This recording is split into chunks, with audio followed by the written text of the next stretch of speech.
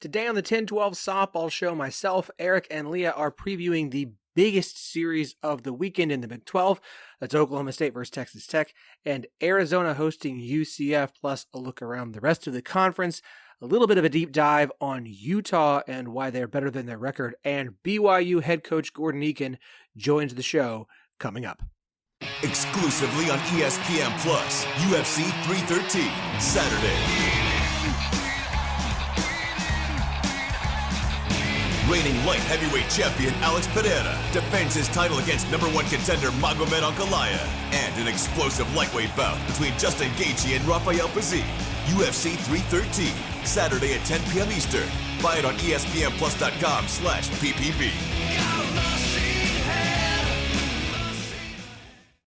Some people just know they could save hundreds on car insurance by checking Allstate first. Like, to check the Jumbotron first, before attempting to eat a stack of Supreme nachos in one bite. Now you're just a meme that everyone shares on game day. Checking first is smart, so check Allstate first for a quote that could save you hundreds. You're in good hands with Allstate. Savings vary, subject to terms, conditions, and availability. Allstate Fire and Casualty Insurance Company and Affiliates, Northbrook, Illinois. Hi, I'm Matt Brown, and I run Extra Points, a newsletter that focuses on all of the off-the-field stories that shape college athletics. Right now, we're in a world where what's happening off the field matters more than ever before, between changing laws at the federal and state level, massive lawsuits that might redefine what it means to be a college athlete, the value of media rights deals, private equity, all of these other things matter so much, not just to the Big 12, but to everybody in college athletics. My entire job is to focus on all of that stuff, from expert interviews, open records requests, deeper analysis, to help you make sense of everything else going on so you can be a more informed fan. If you want to understand these things written in a way that's in plain English, not boring, and will help improve your fandom, check out Extra Points at extrapointsmb.com.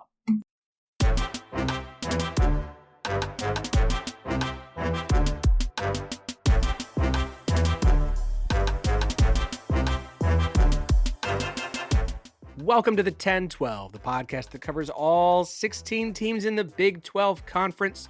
We are the flagship show, the 1012 Network. Find every show on the network at 1012network.com. And of course, we are partners with Sports Social, Europe's biggest sports podcast network. I'm your host, Phillip Slavin. Thank you for joining us for another Thursday edition of the 1012 Softball Show. It is Thursdays, and on Thursdays, we talk softball with the man, the myth, the legend, one of the two incredible voices you hear every episode on In the Circle. And of course, you cannot tune into a UCF softball game and not hear his voice. And if you don't, it's not going to be a good day. He is Eric Lopez. Wow, what an introduction. Always good to be back. Good to be back. It's always good to have you, sir. Always good to have you, sir.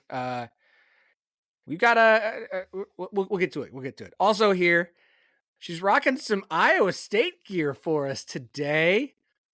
The trash talk queen herself, the mother of Cycloneers, Lea Nelson, Iowa State's most famous softball alum, with us again. Lea, welcome back.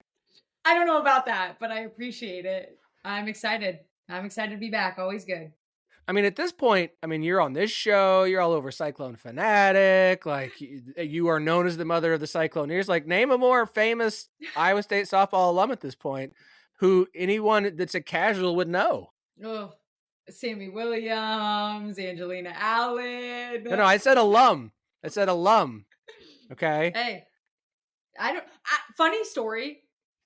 Someone tweeted, like, when you see Iowa State, who do you think of? And people were tagging me for Cycloneers. I was like, see? Oh my gosh. And see? then I was in the same conversation as Brock Purdy and some other Brees Hall. So I was like, wow, all right, I can die happy.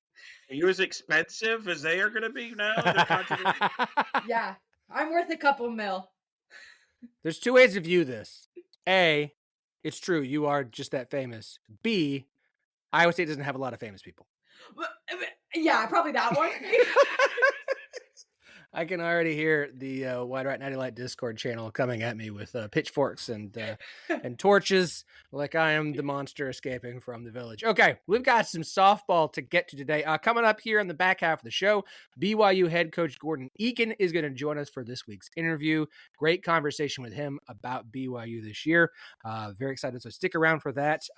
We'll talk BYU here in just a bit, but they've got a sneaky good series this weekend that we're going to talk about. But we're going to start off by talking about with arguably the two biggest series of the weekend in the Big 12. And we're just going to start right at the top. It is the only ranked on ranked matchup. It is honestly one of the best matchups of pitchers you're going to see in college softball this weekend, hands down, period, across the country, between Nyjah Kennedy and Ruby Malin. That is Texas Tech playing host to Oklahoma State. Yes, this series is right out of the gate Big 12 play, week 1. And I've differing opinions on that. On the one hand, it's like, how could you do this in week 1 and not save this? On the other hand, it's a strong start for Big 12. Like it is, let's get some attention on the Big 12 conference right out of the gate of conference play. It's something that is going to get talked about a lot. It's going to get focused on a lot. It's going to be a big conversation across D1 softball and Softball America and any other college softball spaces that you're a part of or listen to. I'm in the Softball 365 Discord. We'll have the link in the show notes if you haven't joined it. It's a ton of fun in there. They're just happy to have more people who want to talk softball, especially if you're a non-OU fan. They have plenty of those. So, Eric, let's start with you. I mean, this is a huge matchup. You have one of these pitchers on the show this week. I'll let you talk about that. But I mean, this is one of the biggest matchups of the weekend, period. Without question. This is the one everybody circled before the year. The only bummer about it being this early is it didn't get picked up for linear television, which is a shame. This should be a linear television series type. Maybe if this was later in the year, it would have gotten picked up. Who knows? God forbid. We got to air all the basketball, men's and women's hoops. I think this is so fascinating because you have two teams that still, I think, have questions about themselves. They're still trying to figure themselves out. And yet, they for all the talk about depth and this and, balancing the pitching staff and all that, we might have the two best pitchers in the Big 12. We might have two of the best pitchers in the country. Ruby Malin is the pitcher. Who would have thought we have a pitching matchup this weekend and there's a national pitcher of the week involved, and it's not Nyjah Kennedy. It's actually Ruby Malin, who's been phenomenal. She closed the game out on Wednesday against North Texas. She is the national. Any award that's been given out to a pitcher this week, she's won it. Yep. So it was cool to catch up with her. As you mentioned there, I have her on the In the Circle podcast that's out right now. By the time you listeners, it was a fantastic interview with her, and she opened up about why she came to Oklahoma State, why that certainly emotions of beating Nebraska and Jordy Ball and the pitchers do, and she acknowledged the matchup against Nyjah, going against Nyjah Kennedy, who they played together in the U.S. team when they had the U.S. Japan All-Star Series. Keep in mind, I think her former teammate on the Alana Johnson on Texas Tech roster played with Ruby at Washington. She joked that at the Big 12 tournament it's gonna be a big Pac-12 reunion with some of the main players in the league. But this is a huge series, and it's going to be fascinating to see the chess match between Kenny Gajewski and Jerry Glasgow and how they use their aces this weekend, because they both have preached, hey, we're a staff. Jerry's gotten some criticism in the non-conference here for how he has used Kennedy so far. Not pitching her in certain games or situations. But this is it. This is a big one. It's probably the biggest home series Texas Tech's had in softball in maybe ever, really, when you think about it, with all the hoopla. And big statement, because the winner of this series is obviously makes a big statement. The loser, you wonder, keep in mind, both these teams got to go to Arizona. So the loser of this series might be digging themselves all. So this is a massive series. I can't wait. Leah, what are you watching for here? What we're talking about these two matchups in the circle, and these are two teams that are definitely Oklahoma State. And I understand that some of the schedule during this win streak has lightened up with South Dakota States and Central Arkansas and Tulsa's and Drake, but you still had matchups with Missouri and Nebraska. Oklahoma State at this point is 9-4 in games in which they have trailed. They just continue to find ways to win those games. I mean, they trailed against Missouri. They trailed against South Dakota State twice over the past week plus. you come into this matchup and it's going to be talked about. Obviously, it's like it is a huge matchup. It's going to get a lot of coverage. I would fully expect it for D1 softball and Softball America probably to both have somebody at that game tweeting about it, talking about it, covering those series. It's a big deal when it's a situation like that where there's a lot of attention on it. Like, what is the mindset for the teams, especially Oklahoma State going on the road, or Texas Tech, who's not really used to being in this spot as a softball program? I mean, you hit it right on the head. Oklahoma State has been in this situation a million times over.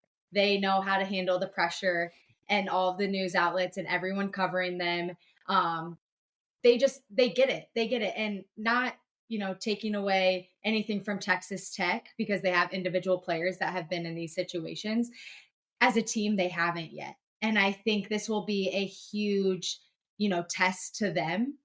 I think they'll be able to take a win in this series away. I would not be surprised at all, but I think it's going to be a huge test. I think it's going to make them a little nervous. They might be a little jumpy at the beginning, but I think it's going to be a huge pitching duel, like Eric and you, Phillip, have said. And it will be interesting to see what the two head coaches decide to do, but I'm pumped. I think Texas Tech can do it once they get a little more comfortable after, the first game. I'll go ahead and ask you guys as predictions in this one, because I'm at this point, we don't know what the plan is for each coach. If I had to make a prediction, I fully expect 2 full games from Malin and Canada on Friday and Sunday, which makes Saturday an interesting situation. Does Texas Tech just go ahead and throw Kennedy out there for 3 straight games? I would expect Saturday for OSU's probably Coots, and then maybe Malin closes it out. Do we see any Kyra Aycock? We haven't seen anything of Riley Crandall in a while, and it doesn't seem like we're going to. I'm really curious what Glasgow's plan is on Saturday for Texas Tech. With that in mind, I fully expect both teams to get a win here. I have a hard time going back and forth on who I think gets the second win and wins the series, because I'm way more in belief this is a 2-1 series than it is a 3-0 by either side. The pitching is just too good on both sides. This feels like it's going to be some low scoring affairs in both of these. I'm gonna give the edge to Texas Tech at home. I think it's going to be a sellout crowd. I think it's going to be crazy and wild. There's going to be a ton of eyeballs there. There's going to be a ton of Texas Tech fans. I do think there'll be a good Oklahoma State fan base there. There's plenty of OSU fans in Texas. Like, they're going to travel for this, but I think there's going to be a whole lot of Red Raiders in that crowd. And so I think Texas Tech, with Kennedy playing the way she is, pitching the way she is, and hitting the ball as well as she is as well. Like, I think I'm going to give them the edge here and say that they get the 2-1 series win. I think game 1 will tell the story, right? Because if we're right, and that it is Ruby Malin and Kennedy in game 1, the team that loses that first game, now they got to we may have to force to throw our ace the second game to even it up. Whereas the team that wins that first game probably doesn't have to, right? So that's why this chess match is interesting. And let me just say this. This might sound bizarre, with all due respect to the rest of the pitchers in the league. The Big 12 pitcher of the week might be of the year might be decided this week. This could be it. Like, what if Ruby Malin outpitches Kennedy and wins the series? All of a sudden, it's on, isn't it? Ruby Malin's pitching at an All-American level right now. That's what I'm saying. This is high stakes here for both sides as they try to find some confidence. The question is going to be interesting: which team could get some innings from their non-aces? Chloe Riaceto from, obviously, Texas Tech. You mentioned Katie there for Oklahoma State, got the start against North Texas on Wednesday. How many innings, how many outs can you get before you bring in your ace? Because I think both coaches will not be shy to use their aces to close games out. And so this is going to be a fascinating I'm really intrigued to see the chess match play on. I would just say I think that I don't know, Miranda Stoddard and Devin Netz might have an argument there for pitcher, but we'll see. And of course, there's a pitcher at BYU now, still has a lower ERA than both Kennedy and Malin in Korth. So we will see. Lea, what's your prediction here? Wait, did Eric say yours? Or are you What? just No, I was hoping you wouldn't notice. So, I was gonna say, I was like, hoping you don't get wouldn't out that notice. easy. Well, I'll say mine, and then Eric, you'll be a tiebreaker. But I think it's gonna be 2-1 Oklahoma State. I don't know. Balls are flying in Texas Tech and Lubbock, but I don't know. I feel like Oklahoma State's on the up and come up. They're playing a lot better than they did the first couple weeks. So I feel that's the trend. I feel that's the trending pick, and rightfully so. I feel like our staff at D1, we do a pick'ems each week, and I think that matchup is one of them. And I have a feeling I'm the only one that I went Texas Tech. Everybody's picking Oklahoma State. I don't like that. I don't like that. I'm just gonna go home team, but I do agree with this. I would be stunned if it's a sweep either way. 1000%. Yeah, I agree. No, it would be. If it is, it's one of those crazy, like we're seeing wins by 1 run, wild walk-off stuff. Like it's like that's what happens. Where you're looking at the series and go, yes, you swept all 3, but no one's going to sit here and say anybody dominant. Like so I think it's going to be absolutely incredible. Speaking of Miranda Stoddard and Devin Netz, that's the other series we're going to talk about. One that I know is very important to Eric, who will be on the call all weekend as UCF plays host to Arizona. I wish they're in Tucson. They are in Tucson. Why did I think they were in? Of course, they're in Tucson because Arizona has got. I keep forgetting how good the schedule is for Arizona this season. Where basically don't have to go anywhere. But Houston. I appreciate you though telling them to come here. I would love to call it. It'd be awesome. All right. Well, this is good. This is good.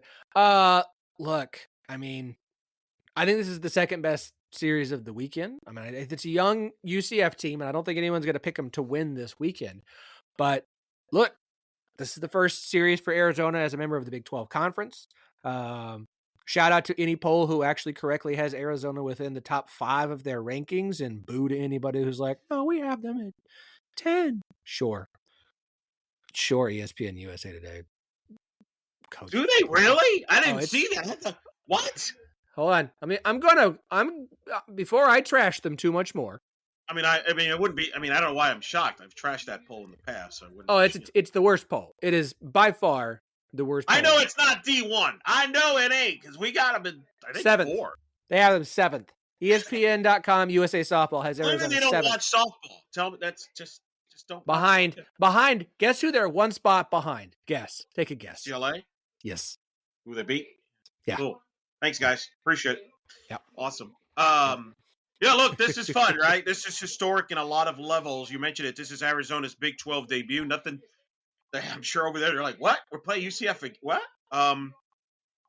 Historic for UCF. This is their first trip ever to Tucson to play at Hillebrand. That's a big deal to play at Hillebrand. UCF's arguably their best player, Sierra Humphreys.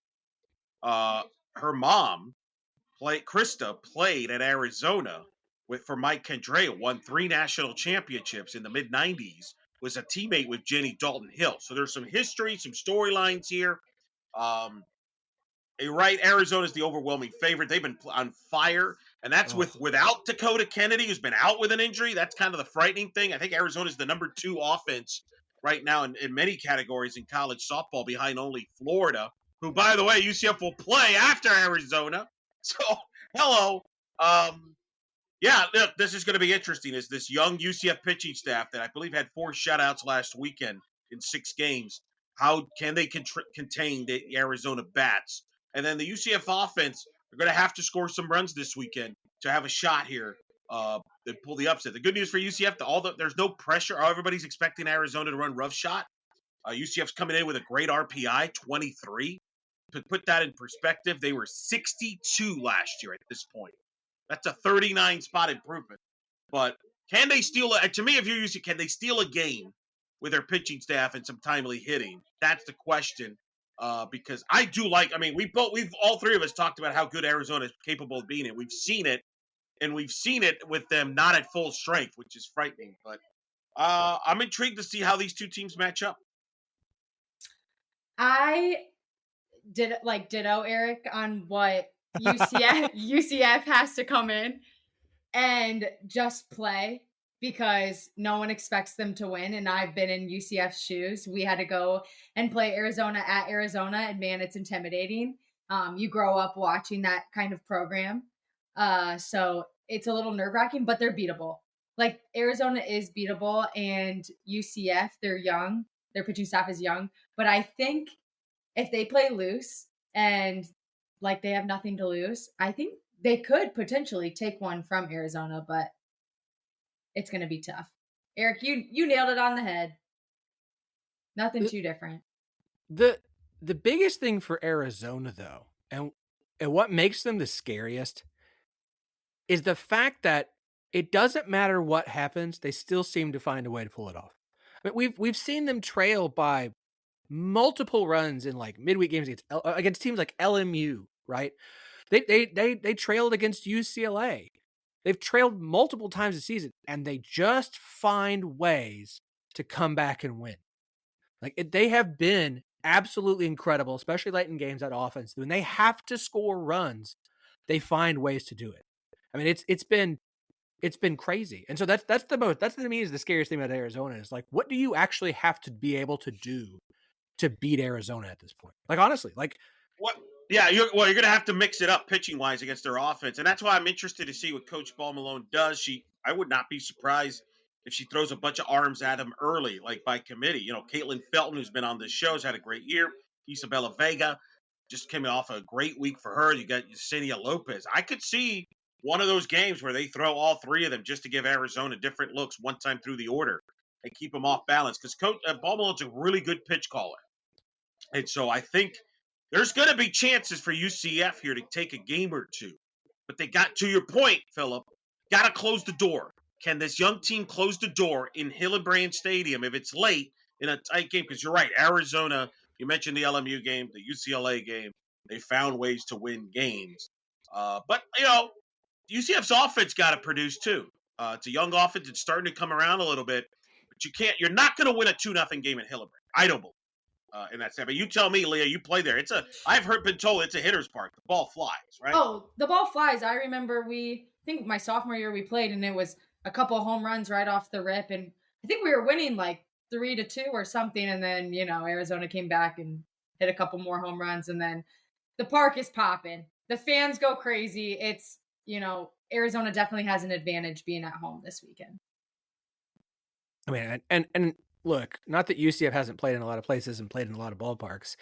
You're a young team going to a place with the history of Arizona. Like, that's, Lea, correct me if I'm wrong, like that's going to have an impact. 1,000%. Like I said it before, like you grow up watching Arizona. This program is amazing and it's incredible. And you kind of walk into that field and you're like, oh, wow, here I am. Well, there's two ways though, right? Either they're going to be like, whoa, they're in awe, or they're like, let's go. Exactly. Right? 1,000. And I hope UCF is like, oh, we've got nothing to lose. Like, let's do it. But who knows? Because I know when I walked in, I was like, oh, wow, I like this place. You hope they have enough of like, look, we played at Oklahoma. We played in Norman. Like 2 years in a row. We've been to OU. Like, there's a lot. We've been where there is also a lot of history. We've been in environments like this before. And yes, when we had Ball Malone on, like it's a new team from the standpoint of there are young faces and there are transfers, but a lot of these players have been on this team, just not in these roles. So they've been in those places before. This isn't like they've completely wide-eyed, like, I've never seen anything like this before. This is amazing. No, never left the country. I don't know what it's like out here in the big softball cities. So I think they'll be okay. Okay. Every cup of Nespresso coffee is an invitation to transform your morning routine into a ritual you can treasure each and every day. Using the Virtuo Pup, a simple touch of the button freshly brews bold aromas and a rich, velvety crema layer for delicious cafe-quality coffee at home. Whether you enjoy your coffee hot or over ice, every sip, every morning is unforgettable. Nothing tastes like Nespresso coffee. Visit Nespresso.com or our app to explore our full range of easy-to-use machines and coffees not found anywhere else. A few more series this weekend in the Big 12, obviously. We've got Houston playing host to Iowa State. We've got Baylor playing host to Kansas. We've got Arizona State hosting BYU, and Utah is the team off this week. There's 11 teams, so someone's typically off each week. Utah is headed out to Idaho for some games against Idaho State, Boise State, and somebody else. I don't remember who it is. It's somebody out there. But looking at the rest of the slate, I think they actually have a game against Washington. So we're going to talk about Utah here in just a minute, but I'll let you both go. Lea, why don't you go first here? What's the other series this weekend that you've really got your eye on in the Big 12? Well, obviously, Iowa State and Houston. I think it's the first weekend of conference play, so obviously a lot of pressure. Iowa State has not been playing their best softball, so I think this could be a weekend that they really kind of turn it around. They're playing less games. They can really focus in. And if they get a couple wins, that's huge against Houston. If we would have said that 4 or 5 weeks ago before season started, I would have been like, oh, getting a couple wins against Houston won't mean a whole lot. But I mean, now any win is huge, and Houston's been playing well. So I'm excited to see what Iowa State can do. And I think they always do a little bit better once conference starts. Well, I think it's big for both, right? Because Houston's been, hey, nice start. They got to have an RPI of 21, but we're not really sold. And, of course, on Wednesday, they got a spanking from Florida, which was expected, 11-0 in 5 innings. So I think these are two teams. This is like the loser of this series, you're like, uh-oh. Uh-oh. This could be a long track back, right?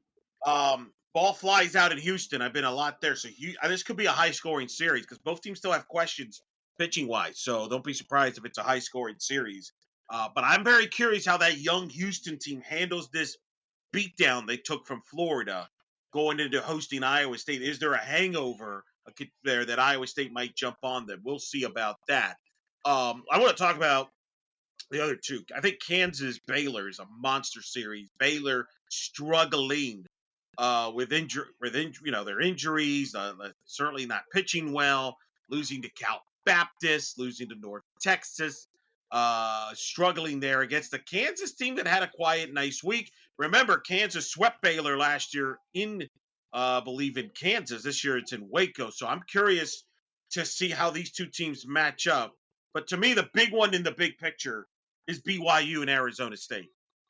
Which gets underway, and I'm very intrigued. I think these are two bubble teams. I'm going to see a lot of Arizona State, by the way, because they're making the Florida trip this upcoming next week because they're going to be playing a big week doubleheader in DeLand, and then they play UCF. I'll be calling that series. So I'm going to see a lot of Megan Bartlett's team in the next week. But this is a big home series for both sides. Phillip, you brought up Korth. She's pitching great. Let's see what happens here against this Arizona State lineup. And both teams, Kenzie Brown, Korth, both teams so dependent on those two arms. What happens when those pitchers are not pitching? Whoever wins this series, 2 out of 3, I think takes a big step to being an NCAA tournament team. These are the series that could separate you from being possibly an NCAA tournament team and being a first 4 out. Yeah, this Arizona State BYU, because I agree on the whole bubble side. Like, look, you look at first RPI of the season came out on Monday. Arizona State is at 40. BYU is at 50. Both have work to do. Arizona State in a much better spot. If you can be in that top 40, you feel okay. But both have some work to do. I mean, comparing the resumes, and I'll have the link to the resume sheets in our show notes as well. Like Arizona, they're very interesting comparison because Arizona State's got some better wins. They've got a win over Oregon, Cal, and Washington. That's 3 top 50 wins. That's great. BYU has Washington.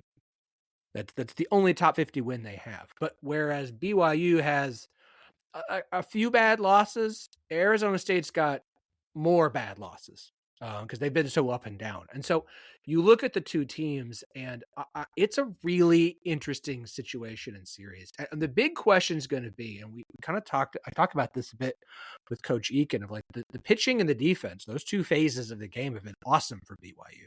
The offense has either been an explosion or almost non-existent. And so, like, I feel like Arizona continues to improve each week this season. Obviously, they dropped a game to Oregon State there at the end in extra innings. That was kind of disappointing on Sunday, but Arizona State keeps getting better. BYU's playing well. This is going to be a very exciting series. It also could be one of those series where like somebody wins it 2-1 and both team has like a 5-inning run rule victory in it, right? Like it's just like I just don't know what to expect here, but I'm very excited. It is a big series for both. It puts one of those teams in a good spot.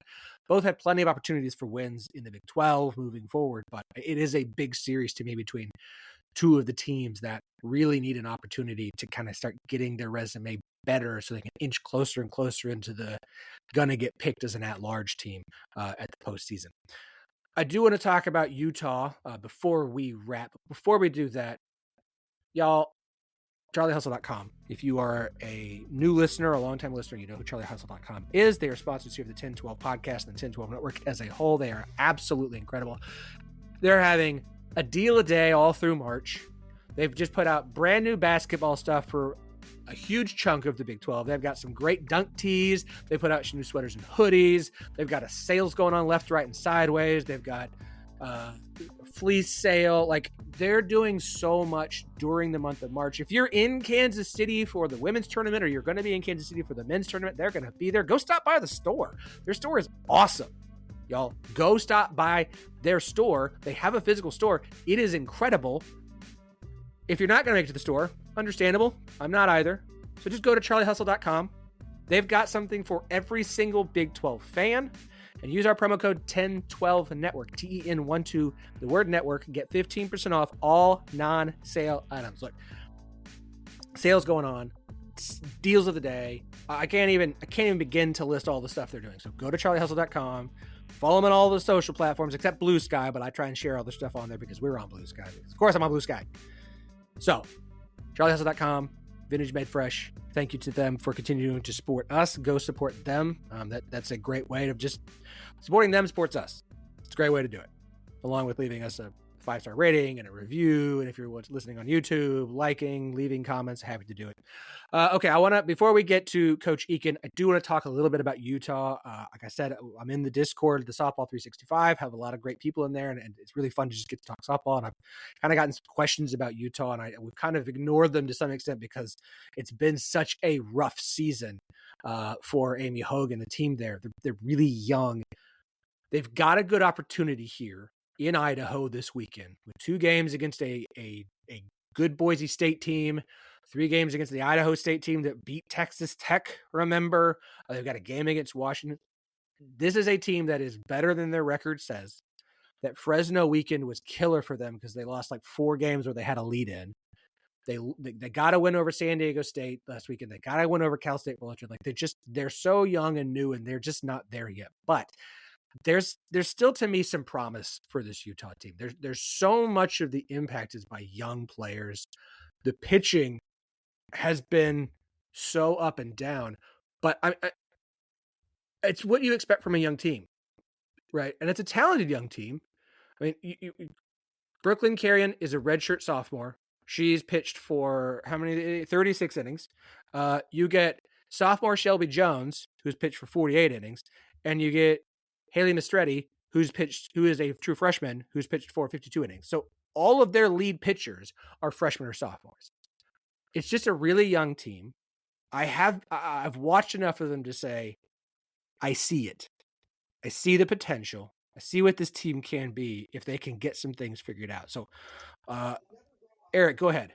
Yeah, remember, they had no experience pitching coming back. With their top 2 graduated and everything like that, to your point. I agree with you. I thought Judy Garman showed that. Beating San Diego State, beating Fullerton was very good. The bad news is it might hurt the Big 12 because Utah looks to me like the Iowa State of the new Iowa State of 2024 where, listen, they're going to probably take some teams down, especially if you go to Salt Lake, right? Like I could see Utah playing better in Big 12 play as it goes, but because they've dug themselves such a big hole in the non-conference, it's going to hurt the team that loses to them more so than help Utah get into the tournament. I don't know that Utah can make a run here to make the incident, but they might mess somebody up, kind of like Iowa State, because, I mean, that's what jumps out to me, because that's a good coach team, and obviously they're getting experience by the inning, and so I'm not surprised they're playing better. I didn't think they would play bad the whole year. Clearly, rough start to the year. I do wonder if Coach Hogue, in retrospect, did she wish she would have maybe scheduled a little differently with how young they were? I don't think so, based on the success they've had. But, that's going to be interesting to me how Utah handles the Big 12. And we'll get into that down the road when they start conference play. But making that trip to Salt Lake could be very tricky, and that could be a spoiler for some teams. I think they are just going to continue to get better. If I know anything, Coach Courtney Martinez is on staff. She was my hitting coach when I was at Iowa State, and she is just an incredible human being. First of all, insane coach. The way she knows softball is incredible. I've learned so much from her, but she's just an even better person. And we were able to work through some really hard adversity at Iowa State when we weren't playing very well. And so I only know just how much effort and work she's putting in over at Utah, helping them out. So I think they're going to steal some games that we're not expecting during conference, and I'll be excited. I'm kind of rooting for them. I like the underdog. It's tough. Those seasons where you just feel like you're always losing, tough situation. But I do think Utah could be a little bit of an Iowa State. Take some stuff from Iowa State's playbook for sure. Think of it this way. Roughly 137 of their 145 innings have been pitched by a true freshman or a sophomore. Then you look at the offense. 59% of their runs have been scored by a freshman or sophomore. 48% of their RBI have come in from a freshman or sophomore. It's a really young team. There is talent there. The potential is there. And if they can get some, this is very much a team for next year. They're not a postseason team. They're going to get some wins that it's going to drive Big 12 fans crazy. You're right, Eric. Like that. You know what? Utah this year is that team. Oklahoma State has to go there in the last week of the regular season. Kenny's going to mess around and we'll throw in Crandall and Aycock on Saturday. And it's going to be like that Saturday game against BYU last year. We were just like, well, okay, cool. I guess we'll just add a bad loss to the resume here later in the season. Because OSU always seems to have those weird, late season hiccups. Go to the Big 12 tournament, losing the first round. So it's gonna happen. It's gonna happen. But I feel bad for anybody who's got to go to Utah this year who's not one of the best teams in the conference, because it's not gonna be fun. They're gonna get some of those wins. Okay. Very excited for this weekend. Obviously, BYU and Arizona State get underway on Thursday. If you're listening to this day of, I there's so much things to plug. Obviously, the Discord we've talked about. We're on all these different platforms. Please leave us a review. It really does help us out. If we could leave us a review, if you listen to this show specifically for the softball, that'd be great. We would love one of those. Listen in the circle, especially if you're a Big 12 fan. Like Eric said, he's got Ruby Malin on the show. That's going to be an awesome interview, because every interview with Eric is an awesome interview. I listen to you talk to people coaches I don't even care about in leagues, and I'm like, I don't have time for this. I got all these questions, but you know what? Eric's interview. I'm going to listen to it. It's going to be really interesting and exciting. So got to do something while you're driving, I don't drive that much. Oh, I listen while I work at my desk. Lea, do you drive a lot? Oh yeah, I'm always driving. And you know who I listen to? Eric. Thank you. Appreciate you. It makes me get to my destination faster. There you That's go. The goal. That's the goal. Always the goal. Always go. Time to just disappear. Somebody you're like, I don't even remember how I got here. That's what you want to have happen. All right. Coach Eakin coming up. We will be back. The show will be back on Monday. Got to talk a lot of hoops, Big 12 hoops, the women's tournament. We're going to recap it, look ahead to the men's side. And obviously we'll be back again next Thursday to talk more softball. Y'all, great weekend of softball. Lots of stuff on ESPN Plus. Don't have to worry about flow anymore. Don't have to worry about nothing being broadcast. Lots of good softball on ESPN Plus. So make sure your subscription is up to date. Mine is. I know it is. And we'll talk to y'all again real soon. Have a good weekend. This episode is brought to you by Atlassian. Atlassian makes the team collaboration software that powers enterprise businesses around the world, including over 80% of the Fortune 500. With Atlassian's AI-powered software like Jira, Confluence, and Loom, you'll have more time to do the work that matters. In fact, Atlassian customers experience a 25% reduction in project duration per year. Unleash the potential of your team at Atlassian.com. Atlassian. Just keep checking names off our list in the goal this season to have every Big 12 coach on the show. Today, very excited to welcome back for his second appearance, BYU softball head coach, Gordon Eakin. Coach Eakin, welcome back to the 1012, sir. Thank you. Very excited to have you here. Very excited to talk about this team this year. I mean, BYU's start so far has really impressed me. I mean, I'm very excited to see what they have done up to this point and how excited I am to see them now that Big 12 play is about to get started. I mean, how are you and your staff feeling about this team at this point in the year? I would say that they're still a little bit of an anomaly to us. We're a good team. We have talent, and of course we're winning, but we thought we would be a little stronger offensively than we've seen this year. We've had ups and downs. We've had, about half of our games where we've scored in double digits and half of them where we've struggled to score. And fortunately, our pitching has really been solid and kept us in and won games for us. And so we kind of expected that to be in reverse. We expected to score a lot of runs and to give up a few with a young pitching staff, but it's kind of been a reverse of that. So in all my years, I've decided I'm just not a very good predictor of what's going to happen during a year. It's so hard to know until you actually get them out there on the field sometimes. And I think this is a case a lot of times across sports. If you see them in practice over and over again, you get an idea, but once they're actually out there and in the circle and in the box and in the field, that's when you really start to kind of get to know this team. I mean, and you hit the nail on the head so far offensive explosion one weekend, and then, the run seem a little bit more of a struggle the next, but the pitching has been lights out. What is it you think so far is there a reason for the offensive up and down? I mean, that kind of is a thing across softball in general. You never know. It's going to be a 1-0 game this, Friday morning, and Friday night you're playing in a 13-2 run rule. So that seems like part of softball, but you kind of started to identify where it is with this team where you can start to kind of push some buttons and get things a little bit more evened out.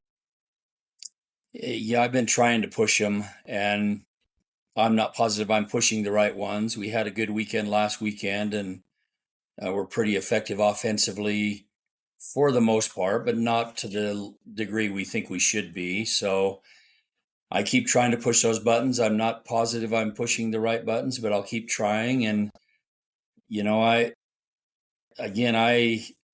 think I know our team every year, and I think I know what they'll do. And the competition starts, and I'm always off a little bit from what I thought. So I'm just going to kind of put my best foot forward and let them play and see where the score ends up. You mentioned your pitching, and it has been lights out. I mean, the best team ERA in the Big 12 so far with a 1.82. Korth has been absolutely phenomenal for you. Kason Korth with a 0.28 ERA. Well, I'm not trying to compare, apples to apples, but so far that's better than Nyjah Kennedy's ERA at this point in the season. And I'm not trying to compare the two. It's just like she has been phenomenal for you guys so far. Did you see this kind of a performance coming from her this year, or is this even a surprise to you all? Well, she showed that in her freshman year, and then of course last year she was hurt and had to redshirt. So this is what she's capable of, and it's really hard to compare Nyjah's ERA and Kason's because they've played a little bit tougher schedule than we have, and I don't know which game she's even thrown and which she hasn't. but it's kind of apples and oranges. But if you have an ERA the way Kaysen does, it doesn't matter who you're playing. That's pretty darn impressive, and we expected it. Yeah, again, 0.28, 51 innings. Like, I don't care who you're pitching against. That is incredibly impressive. She's been phenomenal. I mean, the entire lineup has been as well. Kate Dahl has been great for you guys. Jada Villegas has been really good. Like, you've got I've talked about this a lot last season, and anymore with softball, you can't just have one ace. Like, you have to have two or three arms to really go far in a season. And it really, I mean, from what we've seen so far, it really feels like you've got three arms in that lineup who is fully capable of winning you guys games, game in and game out. Yeah, and we're due to get another one back this weekend. Gianna Maris she was our freshman phenom last year that had to win against Oklahoma and a win against Oklahoma State. And she was a typical freshman where she'd throw lights out in one game and then struggle a little bit the next game. But she had a injury that has put her out to this point. Didn't practice all fall.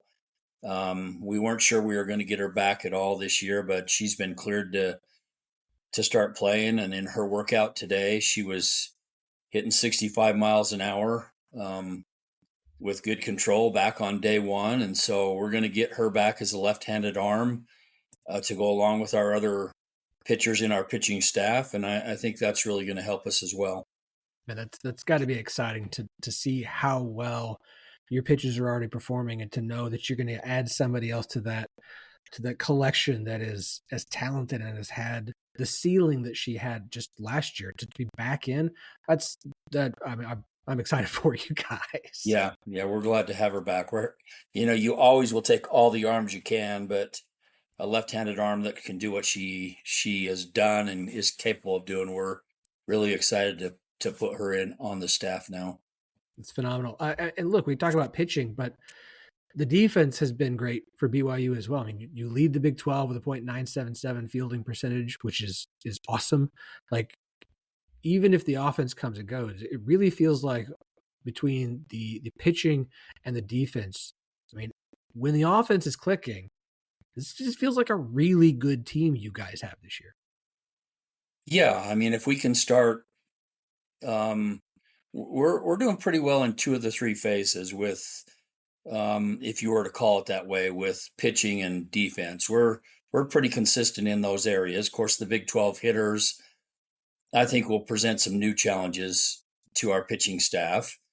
But I think we're capable of hanging in games and winning games with our pitching staff and our defense. When our offense starts clicking, we'll be a formidable opponent for sure. Walk me through this non-conference for you guys. Like I said, 14-4 start. You've put together a few nice wins, a couple that you wish you could have had back. That Duke game, so tough to lose 1-0 and to have that performance against what's a really good Duke squad this year. But through non-conference, where do you feel like this team is at, if you were to say on a 1 being need a ton of work and 10 being playing our best softball? We're kind of in the middle. I think we're probably a 6 right now, where we just need to be better offensively. And if we can get more productive offensively, then I don't know if you ever get to a 10, but we'll be certainly a lot closer to that if we can start performing a little bit better offensively. Okay. I think that's fair. And we have the talent to do it. We have the talent to do it and the ability to do it. It's just got to start clicking.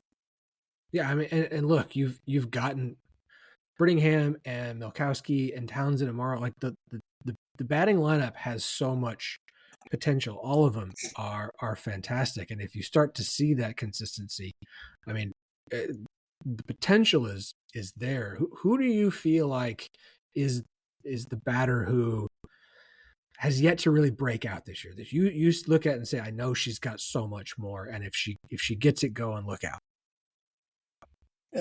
I would say there's 2 or 3 hitters in our lineup that are like that. Haley Morrow is one that is an incredible talent, and she's not doing poorly, but she's not performing the way she's capable of, and I have no doubt that she will. So certainly Haley Morrow is one. Danica Acosta, who's a freshman. I think she had a really nice streak in our second and third weekends, where she got really hot and did really well, and then she's been cold maybe for her last 15 at bats. But if she picks it back up again, she'll really help us. Kayla Kamoku has the potential to be extremely good, but she's been off so far this year. So if Kayla gets it going, she'll add a ton of power numbers for us. And then Alea Agbayani and Maddie Udall are both capable of doing a lot more than they've done, and both did more last year than how they're producing this year. Big 12 play starts this weekend. You guys are headed to Arizona State, a team that I'm sure you've very familiar with and played many times already. What are your thoughts on the new schools that have joined for softball in Utah, Arizona, Arizona State? Does this help you? Do you feel like this is a benefit to your program, having more schools that are in a closer proximity that you have probably a little bit more history with, just from a playing standpoint? I don't know that the history makes a difference, but the quality of those programs makes a difference for the Big 12. And then, by extension for us, the more quality programs you can have in your conference, the more it lifts you as a program, and it gets you to see good competition all the time. And I mean, they're both three tremendous programs, and Arizona's playing as good as anybody in the country right now, currently. Yeah, absolutely. And Arizona is really good, and Utah, I mean, they've been stellar the last few years, and I'm just waiting for them to hit their stride. So I think they're great additions to the Big 12, and they're going to present challenges for everybody in the Big 12. We heard all about the Holy War, leading once the announcement that Utah was joining, and in football it was fantastic. We've seen it in basketball. I mean, does the softball rivalry, do you feel like it matches with the other sports when it comes to BYU versus Utah? I think the rivalry is pretty intense with every sport. With BYU and Utah, I don't think it matches football. I mean, that's big time stuff, and you have tens of thousands of fans and hundreds of thousands of fans watching games where it's just a smaller scale. So I'm not sure anything really rivals the rivalry with football. But every sport, it's a pretty intense rivalry between Utah and BYU. I'm excited to see that one this year. Again, it comes in with so much history as far as rivalries go. The Big 12's lost so many rivalries because of teams that have left. To add a rivalry of its caliber has been pretty awesome to see in the Big 12, and have that be a part of the Big 12 conference now. So I'm certainly excited to catch the first Utah BYU softball game with you both members of the Big 12 conference. BYU, of course, you guys in your second year in the conference. How do you feel like year one went? Just adjusting to being in the Big 12, being in a conference so different than the West. You guys were in the West Coast Conference before. Yes. Right? Okay. Yeah. Like, what were some of the takeaways you had from year one in the Big 12? It was a tremendous experience for us because we went into the conference with a very good team, a veteran team, and we thought we were going to go ahead and compete, with everybody in the conference. And then right out of the chute as the year started, we lost Case and Korth to injury, and she was our number one pitcher. And then we had two more injuries to our pitching staff with Alyssa Aguilar and an ACL, and Hina Huber had thoracic outlet syndrome surgery. So we lost three pitchers immediately, and one of them being Kaysen, which was a big blow to us. And so we were really left, as the year went on, with two freshmen to go into a brand new conference with Oklahoma and Texas and Oklahoma State and Baylor. You can go all down the list, which was pretty daunting. But what we learned was to be resilient. We learned that we could take a punch and we could come back and punch back and oftentimes be successful. So I'll give you one example. Houston hits the ball really well, and they came into our ballpark and they had 8 runs in the first inning and we didn't have an out. And that was off of our freshman. And I mean, it was just one of those experiences that we had multiple times through the year. We came back and won that game in extra innings. We won it 17-15, something like that anyway, maybe 16-14, something up there. But it was just a really good learning experience that we can take a punch. We can rely on depth on our roster and still be successful. And so that was just one experience early in the year. And then we beat Oklahoma State at home with that same young pitching staff and banged up pitching staff. And then we went into Oklahoma and we beat them in Norman. Our 2 freshmen Gianna Mara started that game and Kate Daly finished it, both freshmen. So huge win in Norman against Oklahoma.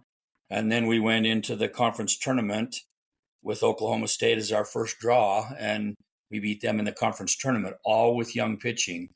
So I think the first year was a real growth opportunity for us to realize we have to play the game no matter where the cards fall, no matter who's hurt or no matter what we're dealt. We have to play the game, and we're capable of playing the game with the talent and the depth we have on the team. And we don't overreact now. If somebody punches us in the mouth right out of the bat, we just keep pushing and keep playing, and sometimes really good things happen. So I think when you're in a power conference, you notice that a lot of teams get run ruled in the power conference. If you're talking about 2 SEC teams, one will run rule the other, and then the next day it'll be reversed, whether that's the SEC or the Big 12 or the Big 10 or whatever. That's just the nature of power conference softball. And we didn't know that when we were in the WCC. If nobody punched us in the mouth in the WCC. If we lost 2-1. So it was a really good experience for us to learn that we can survive even when things aren't perfect, and we are going to continue to compete. So it was I probably wouldn't have scripted it any other way if I could go back and do it another way. Although we had a really powerful offense, it would have been nice to see what we could have done with pitching. Yeah, no, the injuries, the injuries just, man, they I don't know what to say this, they suck. And it's, we talked with Coach Bartlett last week about the injuries to her roster last year and how debilitating that was. And so, it's always great to see a team be able to be healthy, knock on wood, and see what they can do, especially when you see a team and you look at their roster and on paper, at least, you're saying that this team's got some potential, this team could be fun. And then to see some injuries kind of derail that to some extent. And to your credit and your staff's credit and your team's credit, the fact that you were one of the first teams out of the postseason last year, like, despite the injuries to your pitching staff, like, I know it stinks to have not been in part of the tournament, and I disagree with that decision, but I'm a little bit biased. But to still see the season you had with those injuries, I think is incredible. And it just, if you look at this team now, and again, healthy right now, like, it's hard not to be excited and to see a lot of potential for BYU. And I'm thrilled to see you guys in year 2, because I think your takeaway there and what you said about learning the resiliency and what it's like to play in a power conference, I think it's a great answer. And I think it's a great takeaway for you and for your girls. I agree. So look, I'm excited. This weekend should be fun. Like I said, starting Thursday, you guys are in Tempe against Arizona State. Again, mentioning Coach Bartlett. What are you guys, aside from just going in, playing game to game, trying to get some wins? Is there something you're going into this series kind of looking for or hoping to see from your team in particular? Well, we know that Arizona State is tough at home. They play a lot of home games. They're very, very familiar with their ballpark. We're sure we're going to have to play great to win there, but we're just going to go in there and play the game one pitch at a time, and hope to stay out of the big innings for the other teams and have a few for ourselves, and try to play the game for the love of the game, and not be overreactive to situations as they occur. That's one thing as a coach I've had to learn through my career, is to not overreact and set things back even farther by overreacting, which is really difficult for a coach to do. But we're just going to go in there and try to play pitch by pitch, inning by inning, and hopefully the outcome will be good. Coach, I appreciate your time today. I do. I'm gonna wrap this up with a couple of just fun, quick questions to throw at you that I've been throwing at players and coaches this season. So number one, peanut butter and jelly. What is your jelly of choice? Honey. Okay. It's okay. So Coach Bartlett gave the same answer, which is great because my kids, that's a go-to for school lunches is peanut butter and honey. So it's delicious. I agree. Okay. If you had a walk-up song, what would it be? Oh, geez. I would say probably My Way. Okay. It's a little slow for a walk-up song, but that's kind of my generation. I like it though. No, that's good. That's good. It fits. Got to fit the player. All right, that's okay. Who would you say is the biggest trash talker on this year's team? On our team? Yeah. Yes. Well, I could easily answer that, but I think I will keep that one private. Okay. That's fine. That's fair. I know we have respect for every single program and every single school, but is there one team or one field or location in the Big 12 that you guys are really excited or have, aside from Utah, obviously, that have circled to play this year? Well, we don't play Oklahoma State this year, which is a disappointment to me because I think Coach Gajewski is a great coach and runs a great program, and I respect him completely, and just like the things that he does. And so it's disappointing we don't get to play them this year. But I think of all the other schools, the trip I'm kind of looking forward to is going to Baylor.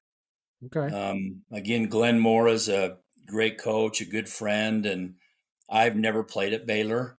So I'm really looking forward to going there and competing against Glenn's team, and hopefully I feel the same once we've done it. Yeah, you guys have that series coming up at the end of April. I have not been out there either. I would very much love to go, but I mean, look, conversations with Coach Moore, he seems like an absolute stand-up guy, and so that should be a fun series to watch as well. Coach Eakin, again, thank you so much for your time. I know you're a busy guy. I know you guys have a lot to get prepared for this week and this weekend. So good luck to your team as Big 12 play starts, and good luck to your girls for the entire season. Okay. Well, thanks for having me again.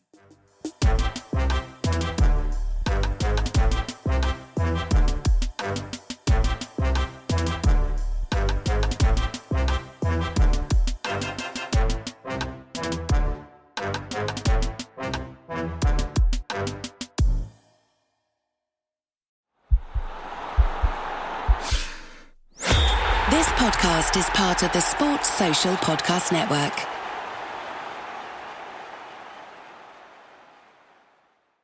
If your job at a healthcare facility includes disinfecting against viruses, you know prevention is the best medicine. And maintaining healthy spaces starts with a healthy cleaning routine. Grainger's world-class supply chain helps ensure you have the quality products you need when you need them. From disinfectants and cleaning supplies to personal protective equipment, so you can help deliver a clean bill of health. Call 1-800-GRAINGER, click Grainger.com, or just stop by. Grainger, for the ones who get it done.